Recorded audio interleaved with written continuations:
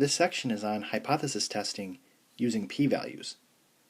If the null hypothesis is true, then a p-value, which stands for the probability value of a hypothesis test, is the probability of obtaining a sample statistic with a value as extreme or more extreme than the one obtained from the sample data. If the p-value is smaller than the level of significance alpha, this is statistically significant, and we reject the null hypothesis. The smaller the p-value of the test, the more evidence there is to reject the null hypothesis. And the p-value is calculated based on the standardized test statistic. There are three types of hypothesis tests.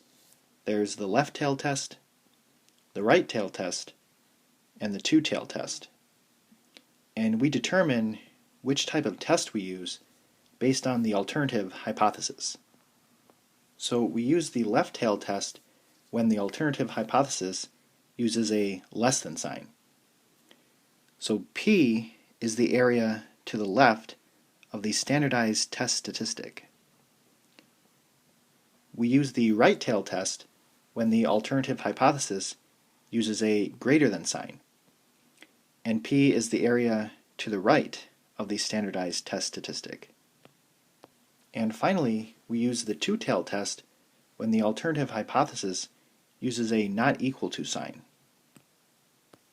Half of P is the area to the left of the negative standardized test statistic, and the other half is the area to the right of the positive standardized test statistic.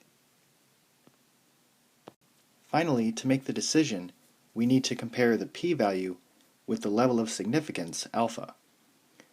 So if p is less than or equal to alpha, we reject the null hypothesis. If p is greater than alpha, then we fail to reject the null hypothesis. State the null hypothesis and the alternative hypothesis, and then circle whether the hypothesis test is left-tailed, right-tailed, or two-tailed. An amusement park claims that the mean daily attendance at the park is at least 10,000 people. So because they use the phrase at least, that means that it actually could equal 10,000. So this is the null hypothesis. So the null hypothesis is mu is greater than or equal to 10,000. So the alternative hypothesis is mu is less than 10,000.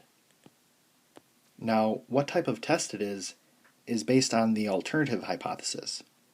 So because the alternative hypothesis uses a less than sign, we know that this is going to be a left-tailed test.